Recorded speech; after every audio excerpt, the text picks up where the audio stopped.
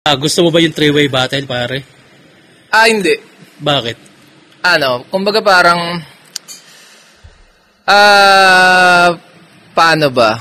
Una kasi hindi ko siya gusto dahil, kumbaga para sa akin kasi, yung makabattle si Looney kasi, pang-retiro ko siya tapos may epal na isa. Kumbaga parang hindi ka naman sinasabing epal ka pala mut eh. Epal ka naman mut eh. Kumbaga parang inaano ko na time, moment ko to eh. Oo, tama. Paalis na ako, sasama. Ang kulit ng anak ko eh. Tama ng sama, parang gano'n. Kumbaga parang kung maghaharap kami ni Looney, gusto ko, kami lang, wala na akong ibang iniisip. As in, focus ako sa kanya na 100%. Kumbaga, yun, gano'n. Kaya hindi ako pabor sa three-way, tsaka sayang yung Mot versus Looney, kaya nang pumuno ng isang main event na, na event yun di ba? Kung yung sa amin ni Looney, kaya naman din siguro. Kung sakali man na kami ni Mot, kaya din yun. Tingin mo, bakit naisip ni Looney mag three-way? Tingin ko, gusto niya akong gawing warm-up.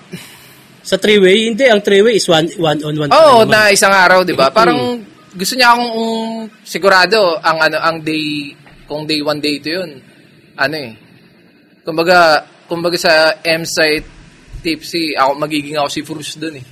Ganon kababa ang tingin mo? Kung sa tingin niya, ko na tingin niya sa akin. Ganon yung ewan ko, ganon yung feels ko. Tsaka hindi naman porket gusto ni Looney, gusto nyo. Oo, sino ba siya, di ba? Tama naman. Hindi, tsaka tama yung sinabi mo kanina, para yung parang, puta Looney yan eh. Paghahandaan mo yan, hindi ka, buti kung M-site lang yan, di ba?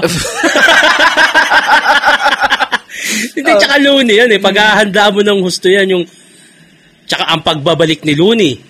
Tapos, ikaw may history ka nung huling battle mo na nag-choke ka kay Poison. Di ba? So, parang ang mangyari yan, nag-choke ka nga kay Poison, magti-three-way ka pa. Kapal naman ang mukha mo noon, di ba?